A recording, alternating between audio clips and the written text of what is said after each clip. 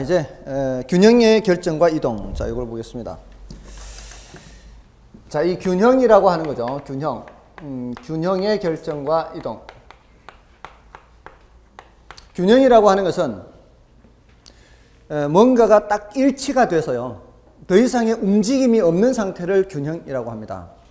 지금 여기 시장이라는 무대에 수요자들도 등장하고 공급자들도 등장해요. 수요하고자 하는 양이 더 많으면 어떻게 되나요? 수요하고자 하는 양이 더 많으면 가격이 올라가죠. 그죠? 그렇게 가격이 올라가면은 그거는 균형이 아니에요. 가격이 올라가게 되면은 지금 더 많은 수요 중에 일부는 빠져나갑니다. 수요 중에 일부는 빠져나간다. 가격이 올라가니까 아유 가격이 마음에 안 드네 하고 빠져나가기 시작하고요. 저기 무대 밖에 대기하고 있던 공급자들 중에 일부는 가격 괜찮나지네, 올라가네, 괜찮으니까 등장하게 돼요. 집을 갖고 있단 말이에요. 집을 갖고 있는데 또 집을 사려는 사람이 있단 말이에요. 지금 현재 평당 가격이 1,000,000원이에요. 평당 1,000,000원이면 그 시장에서 지금 그 정도면 괜찮지 않나 라고 생각하고 사려는 사람이 많이 등장한다고, 중개사무소에. 자, 근데 물건 내놓은 사람은 얼마 안 돼요. 1,000,000원에 내놓은 사람은 얼마 안 되는데 사려는 사람 많아요. 그럼 어떻게 돼요? 가격이 올라가겠죠. 이 사람들이 물건 보러 다니면서 들쑤셔 놓으면은 집주인들은 내놨던 것도 걷어들이고요. 그죠? 내놨던 것도 걷어들이고 가격이 1,000,000원, 1,000,000원에서 1,100, 1,200 이렇게 올라간다고요. 가격이 올라가다 보면은 이제 이 정도면 팔아도 괜찮겠네 하고 나오는 물건이 드디어 또 생겨요. 가격이 올라가다 보면. 근데 가격이 올라가다 보면은 물건 알아보던 사람 중에 일부는 폭이 가격이 올라가니까 안 사는 거죠. 됐어요? 사려고 하고 팔려고 한다는 걸 항상 생각해야 돼요. 사려던 사람 중에 일부는 가격이 올라감에 따라서 포기하기 시작합니다. 그러니까 수요량은 어떻게 돼요? 가격이 올라가면서 수요량은 줄어들고 공급량은 늘어나서 같아진다고요. 수요하고자 하는 양과 공급하고자 하는 양이. 그렇게 되면은 그게 균형이 되는 거예요. 균형. 더 이상 이제 가격이 안 올라가요. 됐나요? 지금 출발을 어디서 출발했어요? 수요량이 더 많은 것에서 출발했죠. 여기 보세요. 설명 들으세요. 수요량이 공급량보다 더 많은 이런 상태는 뭐라고 하는가 하면은 초과수요라 그래요. 초과수요. 수요가 더 많죠? 그럼 이때는 어떻게 된다고요? 가격이 올라간다고요. 가격이 올라가면서 얘는 수요량은 줄어들고요. 공급량은 늘어난다고요. 얘는 줄고 얘는 늘어난다고요. 그러면서 지금 제가 높이로 나타낼게요. 수요량은 이만큼 있고요. 사려는 사람은 이만큼, 팔려는 사람은 요만큼이에요. 근데 가격이 올라가면서 이렇게 된다고요. 수요량은 줄어들면서 공급량은 늘어나면서 똑같아지면 그때는 균형이 되는 거예요. 그때는. 됐죠? 그럼 이 반대일 때는요. 수요량이 공급량보다 더 작을 때는 이때는 초과 공급이라 그래요. 초과 공급. 그럴 때는 가격이 하락해요. 이쪽이 더 많은 거죠. 이제 이렇게.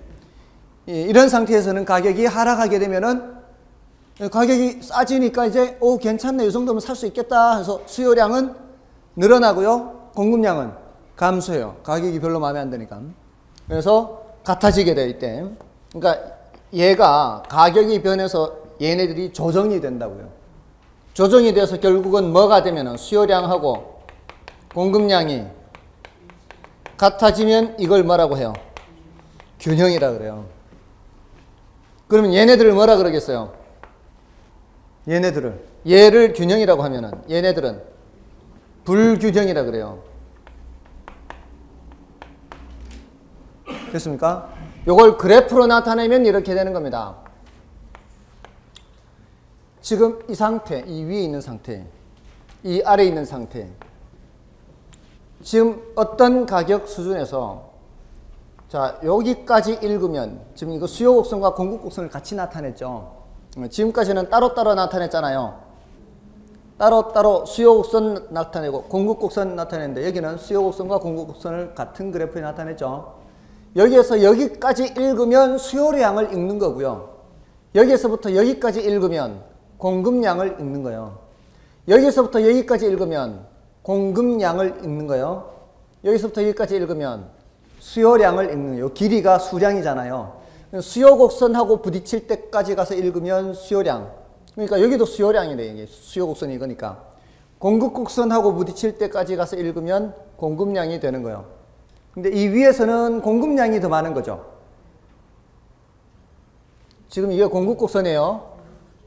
공급 곡선하고 부딪히는 이 길이, 이게 공급량.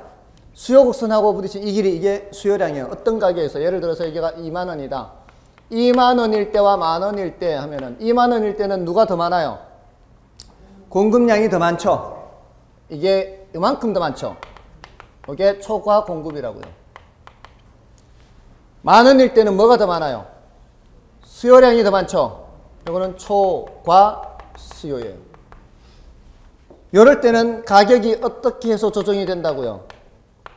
가격이 올라가서 조정이 되는 거예요. 요 가격사 만 원이 굉장히 싼 상태이기 때문에 가격이 올라가면서 수요량은 줄어들고 공급량은 늘어나요. 아까 가격 변화는 같은 곡선상에서 점의 변화라 그랬잖아요. 지금 가격이 올라가면은 수요량 변화 되는 거예요. 점의 변화. 공급량 변화, 점의 변화요. 근데 초과 공급일 때는 가격이 하락해서 조정 들어간다고요. 이럴 때는 2만 원에서 가격이 내려가면서 공급량 감소, 수요량 증가해서 요점이 되면은 균형점이 되는 거예요. 됐나요? 요걸 균형점이라 하고요.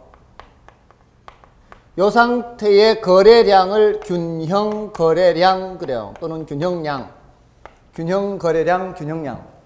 요 상태의 가격을 균형 가격 하는 거예요. 균형 가격. 균형량, 균형 가격, 균형점. 이렇게. 자, 그러면은 균형은 어디서 결정되고요?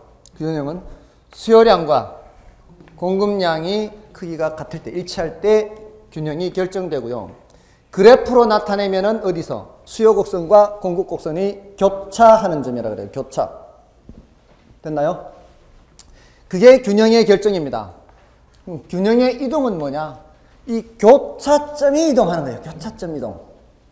교차점이 이동하기 위해서는 뭐 어떤 움직임이 있어야 될까요? 어떤 움직임? 교차점이 움직이기 위해서는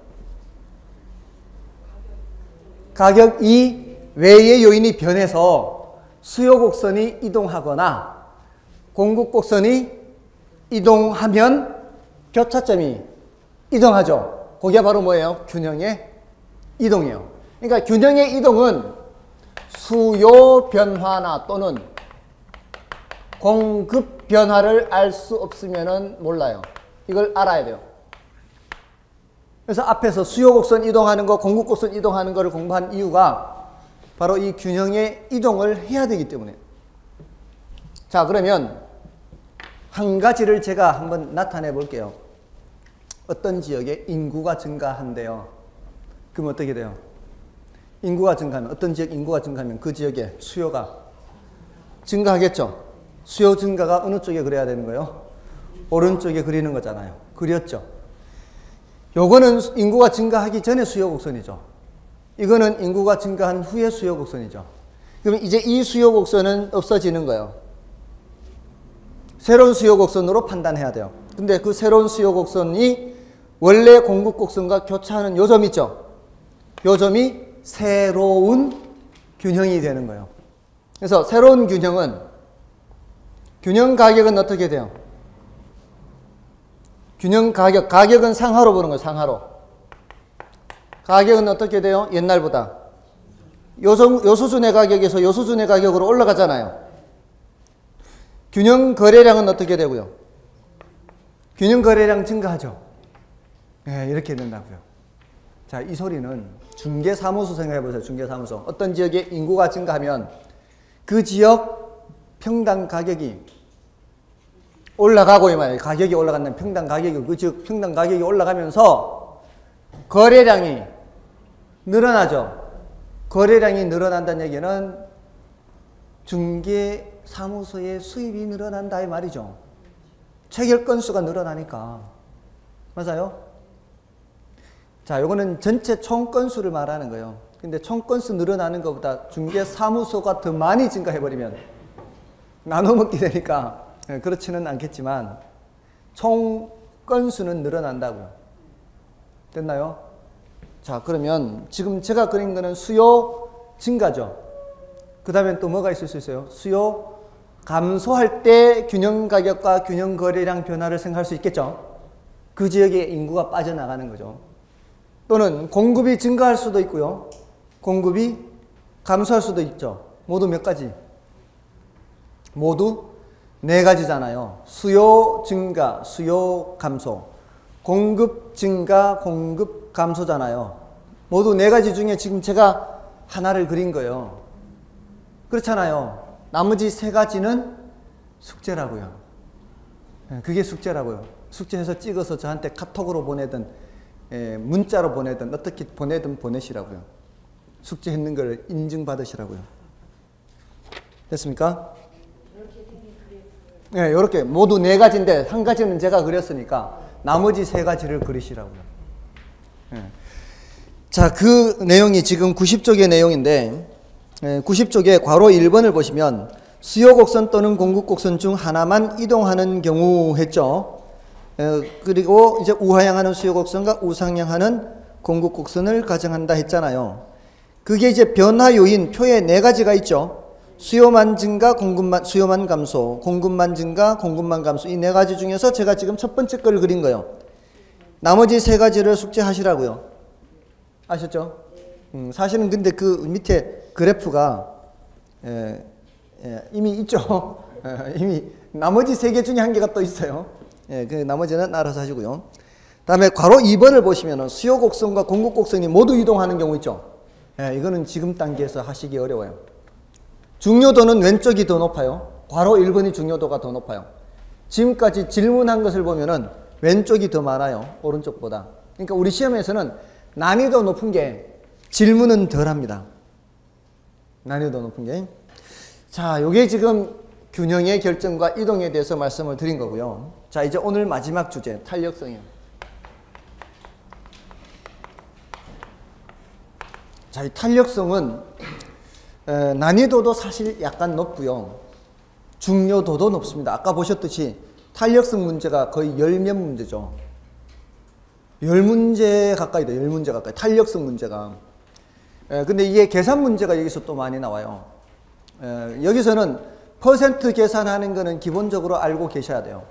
퍼센트 계산하는 걸 모르면은 할 수가 없어요.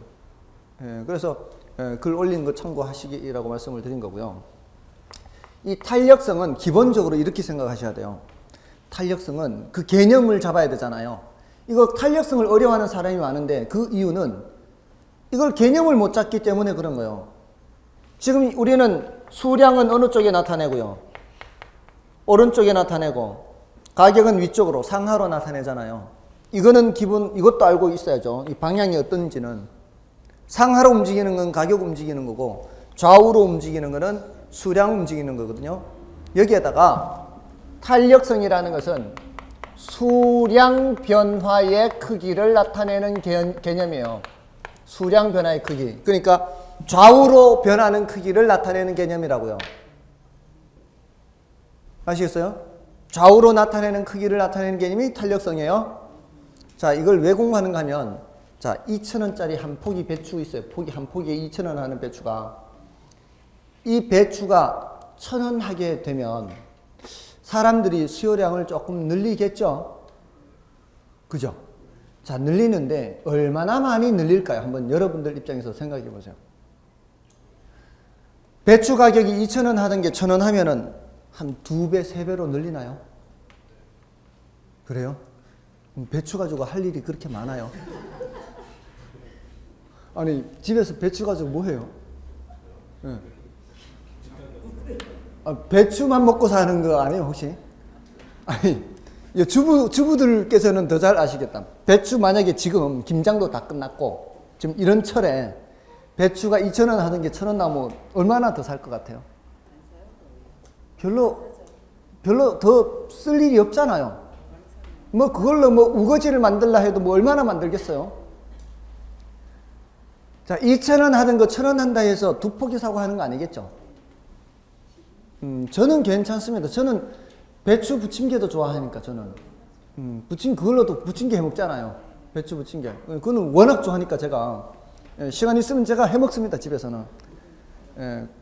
그 굉장히 약간 밑간 해가지고 맛있게 할 수 있어요. 네? 절이지 않고 절이는 방식도 있어요. 절이는 방식도 있는데 경상도에서는 절이지는 않습니다. 생배추를 그렇게 해요. 그리고 경상도만 하는 게 아니고요. 저기 강원도 영월 평창으로 가면은 거기는 메밀가루로 해요. 메밀 반죽을 해가지고 이제 경상도 쪽은 밀가루로 하잖아요. 근데 저쪽은 메밀가루로 합니다. 근데 맛있어요. 침 넘어가고 있어요. 근데 뭐 그나마 해봐야 뭐 얼마나 먹겠습니까? 배추 한 포기 하면 막 엄청 많이 먹을 수 있는데, 그러니까 2,000원 하던 배추 가격이 1,000원 한다 해서 수량을 크게 늘리는 것은 아니거든요. 자, 그러면 2,000원 하는 액세서리가 1,000원으로 가격이 하락한다면 많이 살까요? 별로 안 살까요? 그는 많이 사죠. 그러지 않을까요? 이건 또 여자분들은 금방 아는데 남자분들은 액세서리 하니까 또 잘 감이 안 올 수가 있어요. 어쨌든 이런 액세서리 같은 것들은 수량 변화가 큽니다. 거꾸로 반대로 2,000원 하던 배추가 배로 뛰었어요. 4,000원으로. 그런다고 먹던 거 안 먹을까요? 그래도 어지간히는 먹겠죠. 많이 줄이지는 않아요. 그러니까 배추라고 하는 이런 식품은 수량을 싸다고 해서 많이 더 늘리는 게 아니라 조금 늘리고요. 비싸다고 해서 많이 줄이는 게 아니라 조금 줄입니다. 우리가 먹는 식품은 수량 변화가 작은 재화라고요. 근데 액세서리 같은 것들은 싸면은 많이 살 수도 있고 비싸면 안 사면 그만이에요. 수량 변화가 어때요? 크다고요. 자, 우리는 수량 변화가 큰지 작은지를 보는 개념이라 그랬잖아요. 자, 이 수량 변화가 클 경우에는 탄력적이다라고 표현을 하고요. 수량 변화가 작은 경우에는 비탄력적이다라고 표현을 해요. 자, 그럼 우리가 먹는 식품은 어떤 재화에 가깝단 말이에요? 비탄력적인 재화에 가깝고요. 그 액세서리 같은 이런 것들은 탄력적인 재화다. 이렇게 수량 변화가 큰 재화단 말이에요. 자, 그런데 그게 수량이 변하더라도요. 그냥 단지 그냥 10개 변한다.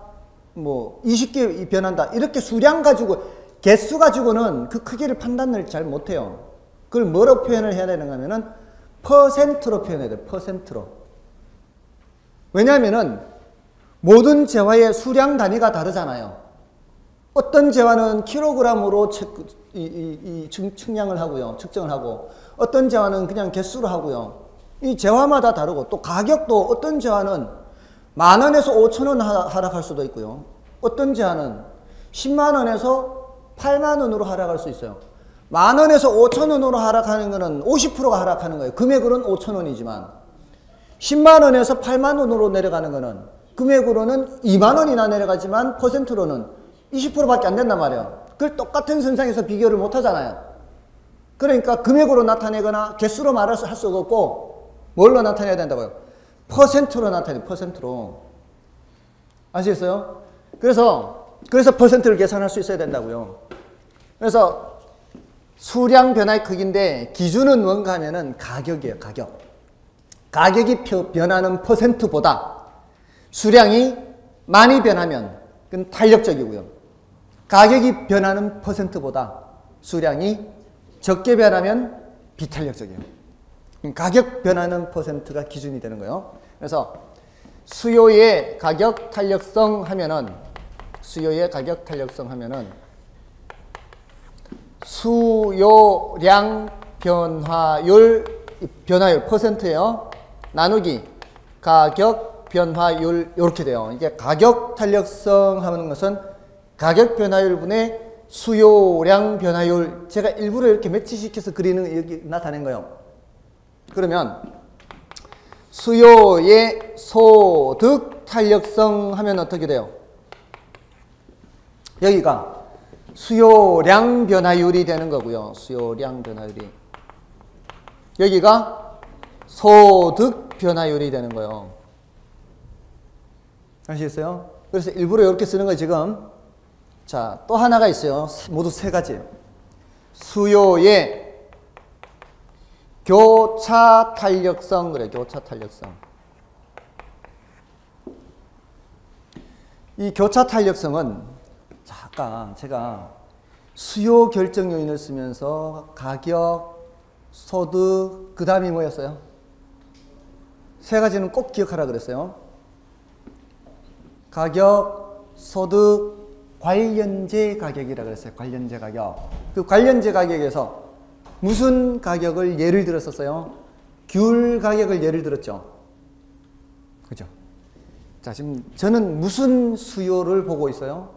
사과 수요를 보고 있는데 아까 귤 가격을 예를 들었잖아요.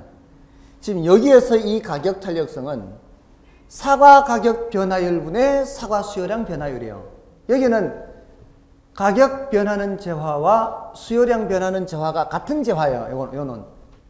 근데 그 관련제 가격 변화에서는 귤 가격 변할 때 사과 수요량 변하는 거 보려고 하는 거예요. 맞죠? 귤 가격 변할 때 사과 수요량 변하는 거 보는 거예요. 또는 이렇게 볼 수도 있겠죠. 반대로. 사과 가격 변할 때 귤 수요량 변하는 거 볼 수도 있죠. 맞죠? 이렇게 되는 거예요. 뭐예요, 이게? 교차 탄력성, 교차 탄력성. 교차 탄력성에서는 가격 변하는 재화와 수요량 변하는 재화가 다르다고요. 항상 분자에는 뭐가 들어가요? 이 수요량 변하는 거예요. 수량 변화의 크기를 나타내는 거니까 분자에는 수량 변화가 들어가야 돼요. 근데 여기에서는 같은 재화요. 이게. 근데 여기서는 다른 재화라고요. X제 가격 변화율분의 뭐라고요? Y제 수요량 변화율 이렇게 된다고요. 됐습니까? 됐나요? 자, 이렇게 해서 표시를 하고요. 자, 세 가지. 요 세 가지 꼭 기억해야 돼요. 자, 그런데 이제 얘가 제일 중요하고요. 요 둘은 간단한 정도. 이론적으로는 간단해요. 계산에서 이게 복잡하게 나오면 이제 골치 아프지만, 자, 일단 이걸 하기 전에 자, 이걸 좀 확인해 볼게요. 여러분들이 얼마나 산수가 잘 돼 있는지 안 돼 있는지 점검하는 거예요. 마이너스 4분의 8 하면 뭐죠? 마이너스 4%분의 8%. 숫자가 마이너스 2 맞나요? 플러스 4%분의 마이너스 4% 하면은요? 마이너스 1인가요? 4%분의 마이너스 12 하면은요? 12%. 마이너스 3. 다 이거 알고 계시나요? 네, 혹시라도 이제 까먹었을까봐. 오래되면 이게 까먹는 분들도 계세요. 자, 이거요? 분모와 분자 숫자가 같잖아요. 크기가. 부호는 생각하지 마시고 이럴 때는 1이 되고요. 부호는 분모 부호와 분자 부호가 서로 다르죠. 분모 부호와 분자 부호가 서로 다르죠. 이러면 마이너스죠. 맞나요? 자, 그런데 요거는 이제 가격이 변하고 수요량이 변하고 가격이 변하고 수요량이 변하고 이렇게 생각을 해볼게요. 이거라고 생각하고요. 자, 여기서는 소득이 4% 증가할 때 수요량이 6% 증가하면 둘 다 플러스죠. 그럼 어떻게 되죠? 이렇게 되죠. 소득이 3% 감소할 때 수요량이 6% 감소하면 둘 다 마이너스죠. 뭐예요? 여기도 2죠. 이게 마이너스 마이너스 플러스 플러스면 여기가 둘 다 양수죠. 맞나요? 0보다 크고 0보다 커요. 자, 요거는 이제 여기서 생각을 해야 되고요. 자, 일단 여기까지만 하고 볼게요. 지금 이게 소득이 증가할 때 수요가 증가하는 경우거든요. 소득이 증가할 때 수요가 증가하는 거예요. 요 놈은요, 소득이 감소할 때 수요가 감소하는 거예요. 크기는 생각하지 말고 방향만 생각해요. 방향만. 같은 방향이에요? 반대 방향이에요? 같은 방향이죠. 같은 방향이니까 여기 부호가 플러스죠. 근데 아까 소득 변화에서 같은 방향 뭐 했었잖아요. 같은 방향일 때 무슨 재화라 그랬어요? 우등제. 네, 우등제. 대체제는 이게 여기서 나와야 되는 얘기예요. 정상제에서 얘기했다고요. 정상제는 소득 변화 방향과 수요 변화 방향이 같은 방향이다 그랬죠. 그게 여기에서 분모 분자의 부호가 같다는 뜻이에요. 같은 방향의 의미가. 그래서 제가 일부러 그렇게 기억시킨 거예요. 같은 방향이다 라고 기억시킨 이유가 분모 분자 부호가 같은 방향입니다 이 뜻이에요. 그러면 전체 부호는 이렇든 양수죠. 그 소리는 여기가 양수로 나온다는 얘기는 여기가 우등제, 정상제란 뜻이고요. 반대 방향 했잖아요. 반대 방향의 의미가 뭐예요 이게? 분모 분자 부호가 반대란 얘기예요. 분모 분자 부호가 반대가 되면 전체 부호는 뭐가 돼요? 마이너스가 되죠. 이게 마이너스가 된다는 얘기는 여기가 무슨 재화란 얘기예요? 열등제란 얘기예요. 이렇게 연결이 돼요. 앞에 거하고. 그래서 이렇게 같은 방향이다 반대 방향이다로 기억을 하게 한 거예요. 됐나요? 자, 근데 이거는 미루어 짐작하라 그랬어요. 아까 대체제 가격 변화 방향과 당해 재화 수요 변화 방향이 어떻다 그랬어요? 같은 거 하나만 하라 그랬죠. 오늘은 보완제까지 하지 말고 같은 방향이면은 이게 분모 분자 부호가 같다는 얘기예요. 그럼 이게 0보다 크다라는 얘기예요. 그럼 이게 0보다 크다는 얘기는 이게 대체제라는 얘기예요. 대체제. 교차 탄력성에서 0보다 크다는 건 대체제가 되는 거고 소득 탄력성에서 0보다 크다는 것은 정상제, 우등제가 된다는 얘기예요. 이런 식으로 연결이 된다고요. 됐나요? 그래서 여기에서는 이론적으로는 이게 끝이에요. 더 이상 깊게 들어가는 거 없어요. 이론적으로는. 이게 0보다 크면 정상제, 우등제고요. 0보다 작으면 열등제. 이거 더 이상 들어가지 않습니다. 여기는 0보다 크면은 대체제고요. 0보다 작으면 미루어 짐작. 보완제라고요. 보완제. 이제 요거를 더 해야 돼요. 요거를. 자, 요거를 더 해요. 더 하는데 자, 다시 하긴.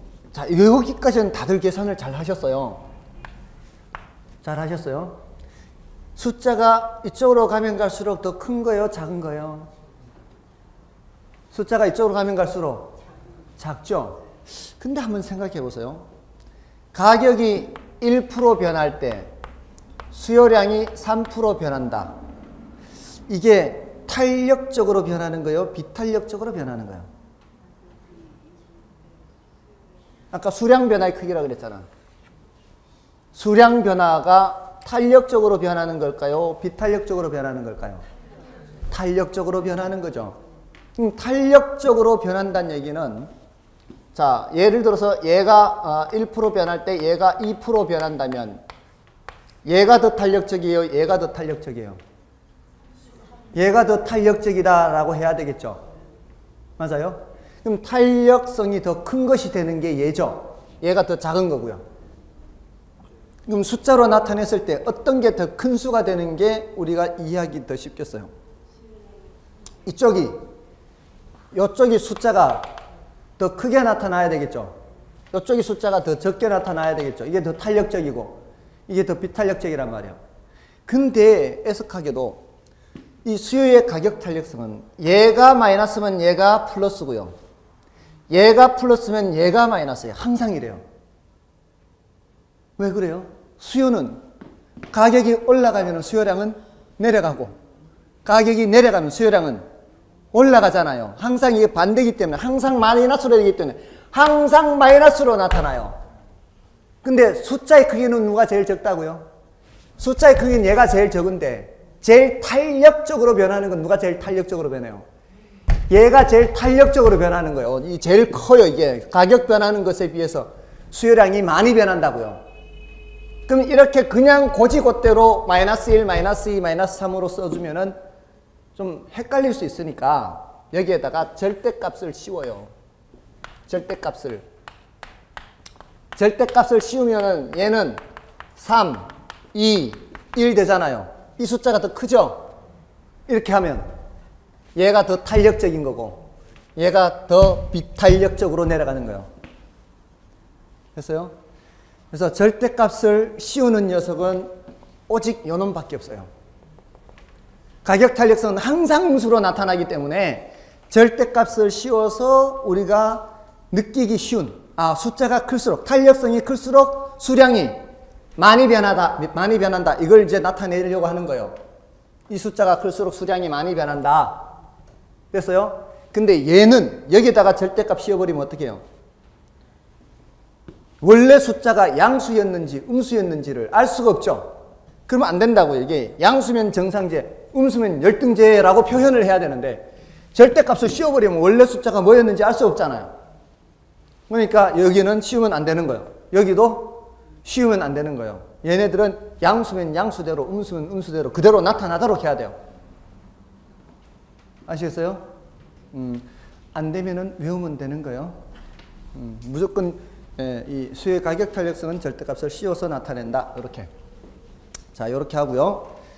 자, 우리 교재에서는 수의 탄력성에서 93쪽이죠.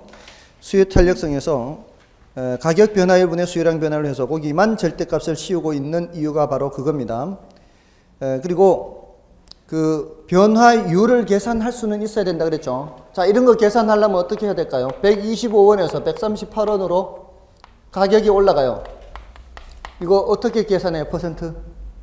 이거 점검해 봐야 돼요. 이거 못하면 훈련해야 돼, 이제. 몇 퍼센트 가격 변화율 계산하여라 하면 어떻게 해야 돼요? 가격 변화율. 뭐분의 뭐 해야 돼요?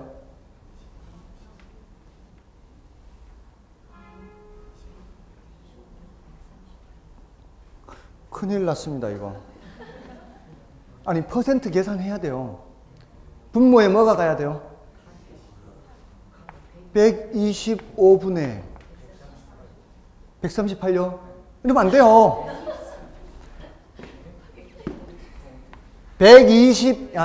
우리 이제 퍼센트 계산한다는 거는 여러분들 이 수익률 계산하는 거하고 똑같아요.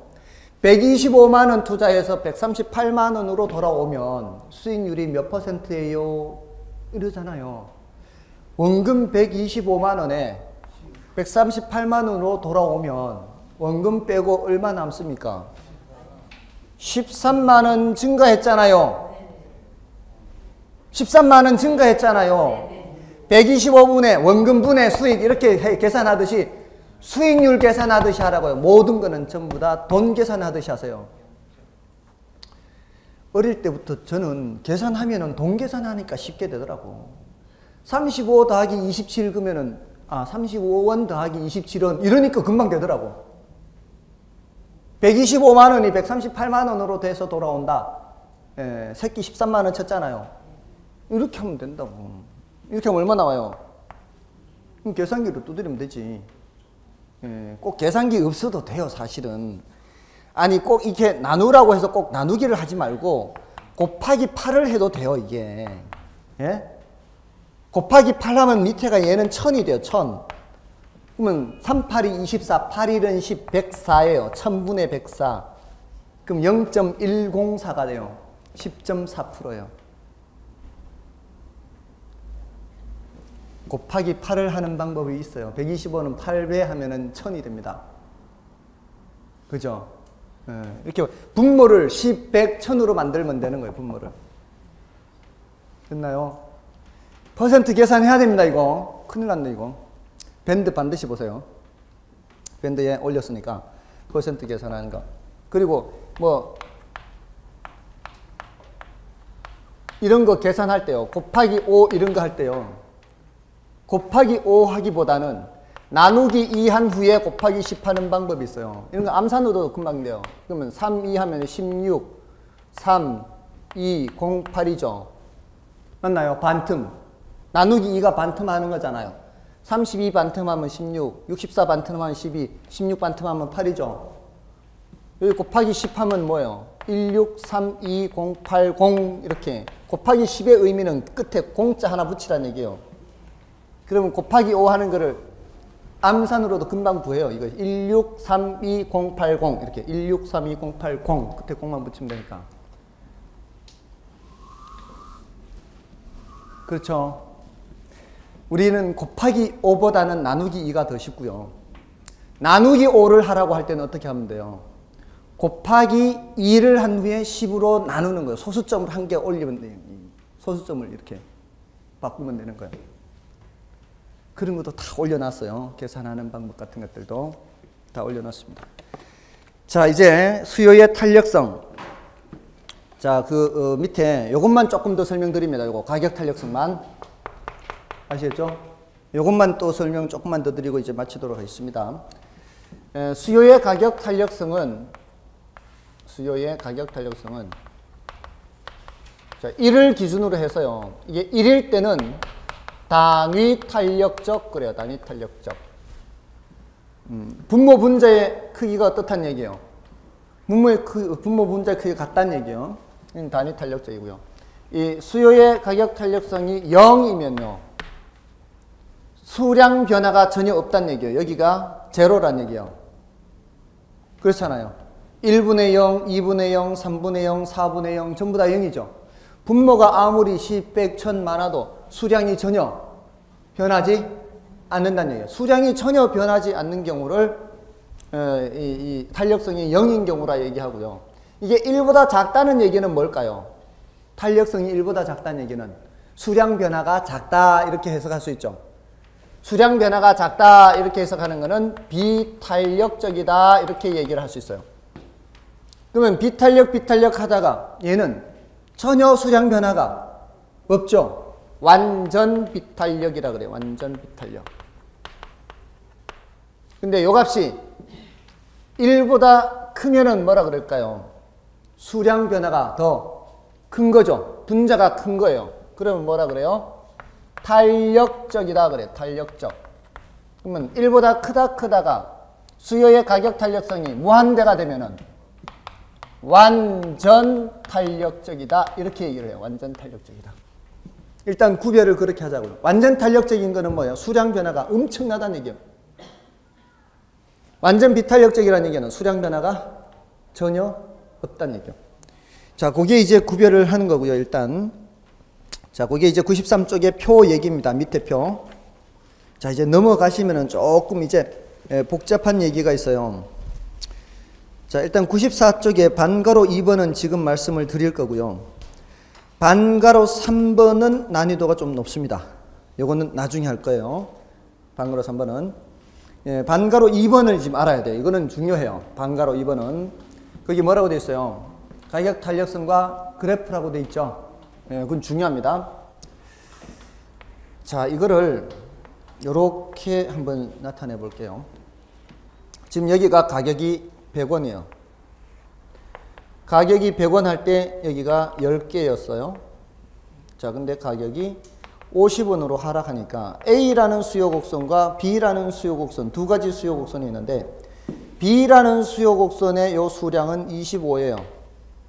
여기 A라는 수요 곡선의 요 수요량은 14 뭐 이렇게 돼요. 자, 그러면 처음에 가격이 100원일 때는 A나 B나 수요량이 몇 개요? 10개죠. 그런데 가격이 50원으로 하락하니까 수요량이 둘 다 증가는 했죠. A도 수요량 증가했고 B도 수요량 증가했죠. 누가 더 많이 증가했어요? B가 더 많이 증가했죠. 수량 변화가 누가 더 크단 말이에요? B가 수량 변화가 더 크죠. 그러면 더 완만하면은요? 수량 변화가 더 크죠. 더 완만하면은요? 수량 변화가 더 크죠. 탄력성이 가면 갈수록 어떻게 되겠어요? 더 커지겠죠. 여기서 이 수량 변화를 숫자로 나타내야 될 거 아니에요, 이거를. 이렇게 해서 수평이 되는 순간 어떻게 돼요? 교차하지 않죠. 측정할 수 없을 만큼 커져버린다고요. 측정할 수 없을 만큼 커진다는 게 뭐예요? 무한대가 되는 거예요. 그러니까 수요 곡선이 수평이 되면은 뭐가 되는 거예요? 완전 탄력적이 되는 거예요. 완전 탄력적. 자, 거꾸로 이게 가팔라지면 가팔라질수록 수량 변화 크기가 작다가 수직이 딱 되는 순간 수량 변화가 없죠. 그때는 뭐예요? 완전 비탄력적. 수량 변화가 전혀 없어요. 완전 비탄력적이에요. 이렇게 나타낼 수가 있습니다. 자, 예외적으로 이렇게 이런 직각쌍곡선 형태가 있어요. 요거는 탄력성이 모든 점에서 1인 거예요. 일단은 그렇게만 알아두시고 지나가시면 돼요. 그리고 우리가 그래프를 생각할 때는 저 세 가지 경우 외에는 세 가지요. 수평, 수직, 직각쌍곡선이라 그래요. 저거. 직각쌍곡선이라고 하는 이유는 여러분들 이런 형태의 그래프 보신 적 있나요? 이렇게 쌍곡선이죠. 여러분 보신 적 있어요? 옛날에 고등학교 때 1학년 9월 둘째 주에 이게 직각쌍곡선이에요. 이런 형태를. 근데 그 중에 한쪽만 그린 거, 한쪽만. 그래도 말하기는 직각쌍곡선이라 그래요. 이런 경우만 제외하고는 이게 예외적으로 이런 것만 제외하고는 없어요. 이 모든 점에서 탄력성이 1이고요. 모든 점에서 탄력성이 무한대, 모든 점에서 탄력성이 0이에요. 이런 경우를 제외하고는 예외적인 경우가 없어요. 그래서 그 일반적인 경우는 우하향하잖아요. 우하향할 때는 보다 가파를수록 보다 비탄력적이라 하고요. 보다 완만할수록 보다 탄력적이다라고 표현을 해요. 아시겠죠? 그러니까 저기 A보다는 B가 더 탄력적이고 B보다는 저쪽에 C가 있다면 C가 더 탄력적이고 이런 표현을 쓸 수는 있어요. A가 탄력적이다, 비탄력적이다 라는 말은 안 해요. 비교를 해서 얘기를 할 수는 있는데 A가 탄력적이다, 비탄력적이다 라고 말하는 것은 이론적으로 틀린 말이에요. 그러니까 더 비탄력적이다, 더 탄력적이다 이렇게 상대적으로 비교만 할 수 있어요. 아셨죠? 자, 됐고요.